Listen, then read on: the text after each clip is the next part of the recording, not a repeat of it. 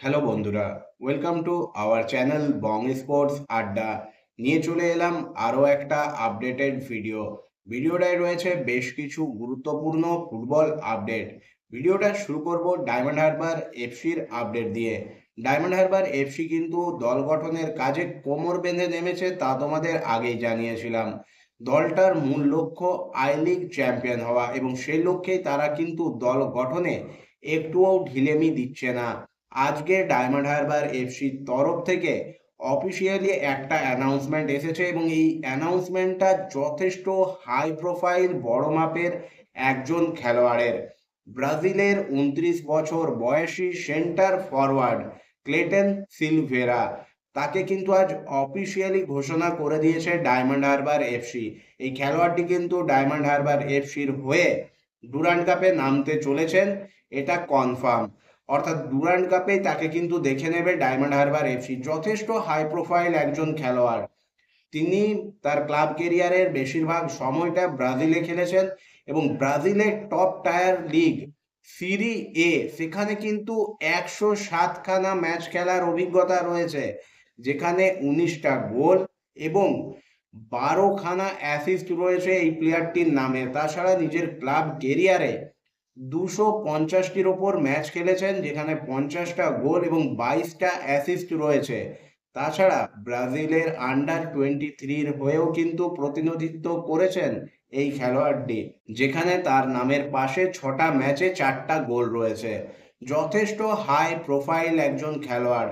নিজের ক্লাব কেরিয়ারের বেশিরভাগ সময়টা কিন্তু টপ টায়ার বা তার নিচের লিগে খেলেছেন, এবং এমন একটা লিগে খেলেছেন যেটা ভারতীয় ফুটবলের নিরিখে অনেক অনেক এগিয়ে।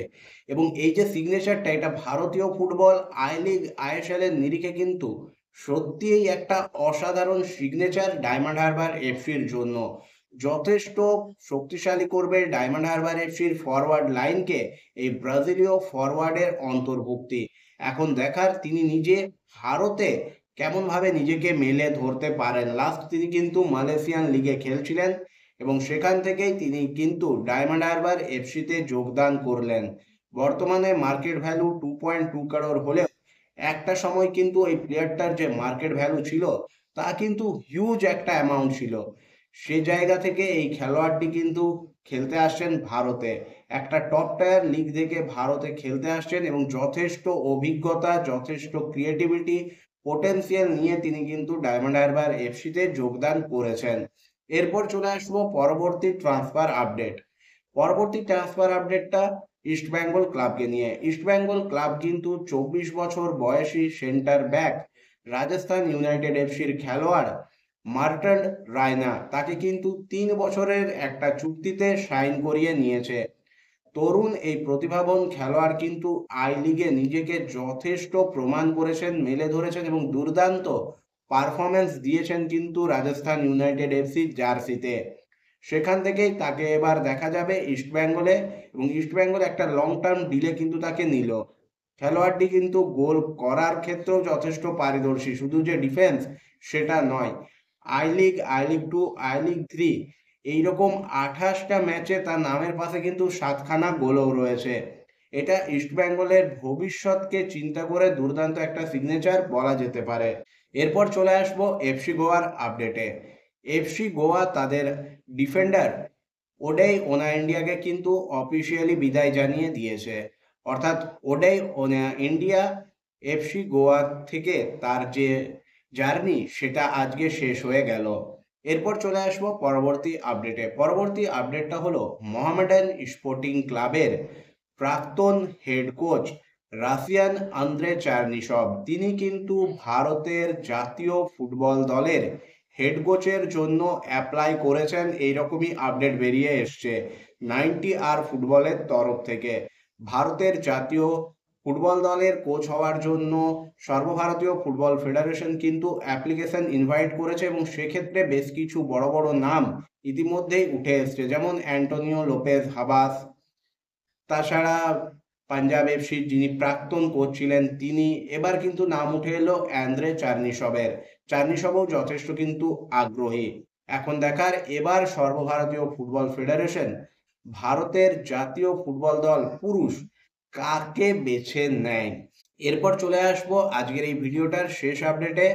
আজকে যে ম্যাচ ছিল মোহামেডান স্পোর্টিং ক্লাবের সিএফএল এ ইউনাইটেড স্পোর্টস ক্লাবের বিরুদ্ধে, সেই ম্যাচের কথা যদি বলি তাহলে আজকের ম্যাচটা মোহামেডান স্পোর্টিং ক্লাব কিন্তু ইউনাইটেড স্পোর্টস এর কাছে 3-0 গোলের ব্যবধানে হেরেছে। কালকের ভিডিওতেই তোমাদের বলেছিলাম ম্যাচটা যথেষ্ট মোহামেডান স্পোর্টিং ক্লাবের জন্য কঠিন এবং চ্যালেঞ্জিং ম্যাচ হতে চলেছে, কারণ ইউনাইটেড স্পোর্টস ক্লাব যথেষ্ট শক্তিশালী একটা দল।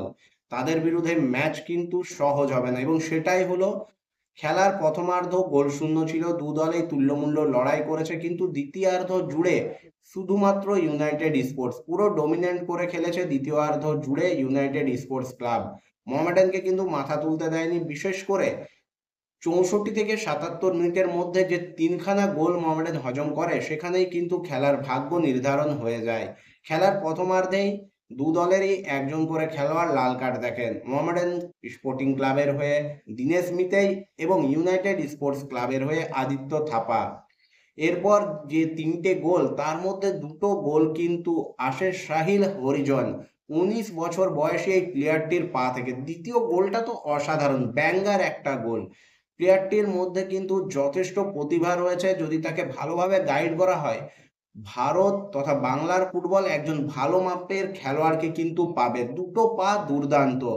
দ্বিতীয় গোলটা তার কিন্তু সেই পোটেনশিয়ালটাকে দেখিয়ে দিয়েছে, এবং তার এই দুটো গোলেই কিন্তু মোহামেডান স্পোর্টিং ক্লাবকে ম্যাচ থেকে পুরোপুরি ছিটকে দেয়।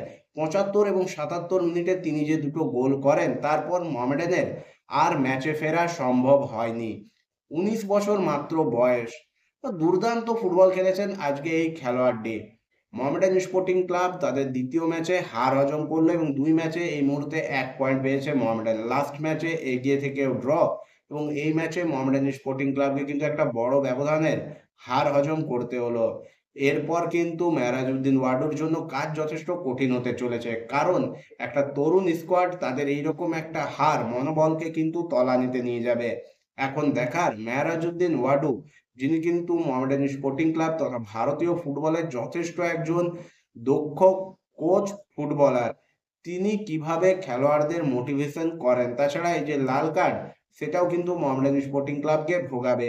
একে তো ট্রান্সফার ব্যান লেগে রয়েছে, যার ফলে মোহামেডান কিন্তু বেশ কিছু ভালো ভালো খেলোয়াড়দের সঙ্গে কথাবার্তা সেরে রেখেও তাদের সিএফএল বা ডুরান্ড কাপে ইনক্লুড করতে পারছে না, যতক্ষণ না এই ব্যানগুলো ওঠে। হ্যাঁ, মোহামেডান স্পোর্টিং ক্লাব কিন্তু, যেটা ভারতের সর্বোচ্চ ফুটবল নিয়ামক সংস্থা AIFF এর তরফ থেকে ব্যান এসেছিল, সেটা ক্লিয়ার করেছে। কিন্তু ফিফার দুটো ব্যান এই মুহূর্তে মোহামেডানের উপরে রয়েছে, এবং সেই ব্যানগুলো না উঠলে মোহামেডানের জন্য কিন্তু ডুরান্ড সিএফএল দুটোই কিন্তু যথেষ্ট কঠিন টুর্নামেন্ট হতে চলেছে, সে বিষয়ে কোনো সন্দেহ নেই। তোমাদের কি মনে হয় মোহামেডান স্পোর্টিং ক্লাবের এই যে সমস্যা কত জলদি মিটবে? মোহামেডান কি সিএফএল এ এই দল নিয়ে নিজেদের ফর্ম, নিজেদের পোটেনশিয়াল দ্বারা এই যে যাবতীয় ব্যাপারগুলোকে পিছনে ফেলে এগিয়ে যেতে পারবে? অবশ্যই তোমরা সেটা তোমাদের কমেন্ট দ্বারা জানিও। আজকের এই ভিডিওটা বন্ধুরা এই পর্যন্তই। ভিডিওটা ভালো লাগলে অবশ্যই লাইক, কমেন্ট এবং শেয়ার করে দিও। চ্যানেলটাকে সাবস্ক্রাইব করে নিয়ে নোটিফিকেশন বেল অন করে নিও এইরকমই আপডেটেড ভিডিও পাওয়ার জন্য। দেখা হবে পরের ভিডিওতে।